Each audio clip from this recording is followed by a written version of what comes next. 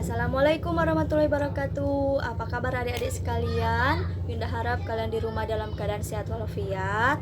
Oke, sebelum mengikuti video pembelajaran selanjutnya, Yunda harap kalian menyimak dengan sebaik-baiknya dan setelah itu mengerjakan tugas nanti dan diserahkan di Google Classroom.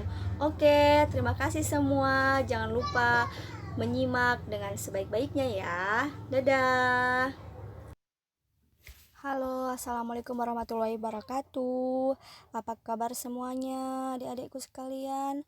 Yunda harap kalian semua dalam keadaan sehat walafiat. Semoga kalian senang dan semangat mengikuti pembelajaran kali ini. Sebelumnya, Yunda mengajak kita semua untuk berdoa sebelum belajar, dan kita juga berdoa agar pandemi ini, pandemi COVID-19, segera berakhir dan kita bisa belajar bertatap muka secara langsung. Oke, kita ketemu pada pembelajaran mata pelajaran Ilmu Pengetahuan Sosial kelas 7 semester 1. Nah, Yunda kasih informasi terlebih dahulu. Di semester 1 kita akan belajar 2 bab 1 dan bab 2. Dan semester 2 kita akan belajar juga 2 bab. Jadi bab 3 dan bab 4. Nah, kita masuk pada bab 1, yakni manusia, tempat, dan lingkungan. Sebelum membahas lebih jauh di bab 1 ini, Yunda akan menginformasikan ada 6 poin yang akan kita pelajari. Yang pertama, ruang dan interaksi antar ruang. Yang kedua, letak dan luas Indonesia. Yang ketiga, sumber daya alam dan kemaritiman Indonesia. Yang keempat, dinamika kependudukan Indonesia. Yang kelima, kondisi alam Indonesia. Yang keenam, perubahan akibat interaksi antar ruang.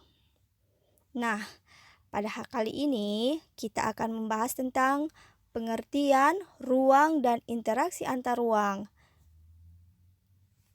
Pertama, kita akan membahas tentang pengertian ruang. Ruang adalah tempat di permukaan bumi, baik secara keseluruhan maupun hanya sebagian, yang digunakan oleh makhluk hidup untuk tinggal. Ruang tidak hanya sebatas udara yang bersentuhan dengan permukaan bumi, tetapi juga lapisan atmosfer terbawah yang mempengaruhi permukaan bumi. Ruang mencakup, pertama, perairan yang ada di permukaan bumi, seperti laut, sungai, dan danau. Dan juga perairan yang di bawah permukaan bumi, yakni air tanah sampai kedalaman tertentu. Contoh air tanah yakni sumur. Nah, ruang juga mencakup lapisan tanah dan bebatuan sampai pada lapisan tertentu yang menjadi sumber daya bagi kehidupan. Contoh lapisan tanah dan bebatuan yang menjadi sumber daya yakni seperti batu bara, intan, emas, dan lain sebagainya. Berbagai organisme atau makhluk hidup juga merupakan bagian dari ruang. Dengan demikian, batas ruang dapat diartikan sebagai tempat dan unsur-unsur lainnya yang mempengaruhi kehidupan di permukaan bumi. Salah satu makhluk hidup yang dapat mempengaruhi kehidupan di permukaan bumi adalah manusia dengan segala aktivitasnya.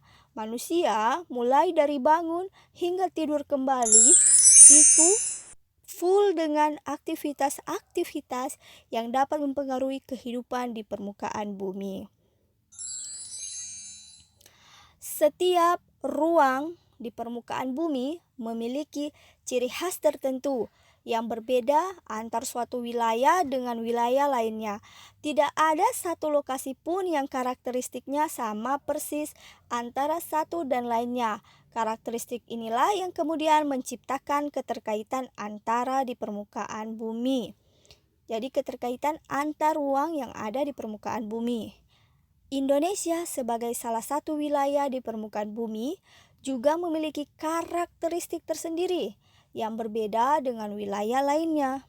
Dengan adanya perbedaan karakteristik ruang di permukaan bumi, maka setiap ruang dapat memiliki keterkaitan dengan ruang lainnya.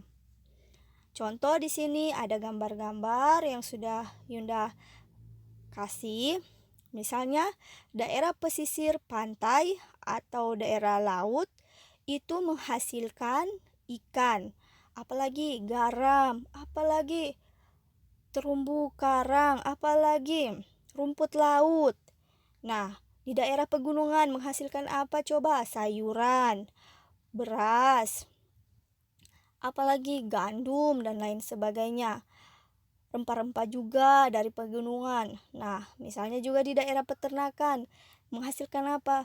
Daging, daging sapi, kambing, unggas, telur itu dari daerah peternakan. Susu, keju itu dihasilkan dari daerah peternakan. Nah, kalau dari daerah gurun yang padang pasir seperti itu, di sana ada tanaman apa? Ya, ada pohon kurma, menghasilkan kurma. Ada juga menghasilkan di sana terkenal dengan minyak buminya. Nah, seperti itu. Jadi, setiap ruang di permukaan bumi ini memiliki ciri khas tertentu. Misalnya, tanah yang ada di Kalimantan berbeda dengan tanah yang ada di Pulau Sulawesi. Nah, apa yang dihasilkan oleh Pulau Kalimantan tidak juga tentu dihasilkan oleh Pulau Sulawesi. Akhirnya, karena saling membutuhkan, maka akan terjadi atau menciptakan keterkaitan antar ruang. Seperti itu ya. Nah, 2. Pengertian interaksi antar ruang. Interaksi antar ruang dapat berupa pergerakan orang, barang, informasi dari daerah asal menuju daerah tujuan. Menurut ahli Bapak Bintarto, interaksi merupakan suatu proses yang sifat timbal balik dan mempunyai pengaruh terhadap tingkah laku, baik melalui kontak langsung dan tidak langsung. Nah, interaksi melalui kontak langsung terjadi ketika seorang datang ke tempat tujuan. Misalnya, orang berbelanja di pasar, siswa datang ke sekolah, karyawan bekerja di kantor. Misalnya, orang dari pegunungan mau beli ikan, turun ke tempat yang berada di pesisir pantai, begitupun juga sebaliknya. Orang yang di pesisir pantai membutuhkan sayur datang ke tempat penghasil sayur begitu. Namun biasanya untuk menyingkat waktu itu dipermudah dengan semuanya bertemu kalau jual beli itu di pasar seperti itu. Jadi tidak perlu lagi kita pergi ke gunung atau kita pergi ke pantai, kita bisa langsung ke pasar. Nah, itu interaksi secara langsung. Nah, di sini juga ada interaksi tidak langsung yang terjadi bagaimana? Melalui berbagai cara, misalnya dengan membaca berita, melihat tayangan di televisi, dan lain-lain. Jadi itu interaksi tidak langsung. Misalnya kita mendengar kabar bahwa di Pulau Jawa, di pasar Tanah Abang ada kebakaran. Nah, walaupun kita tidak pergi ke sana langsung, tapi kita tahu informasinya, baik melalui televisi, internet, dan lain sebagainya.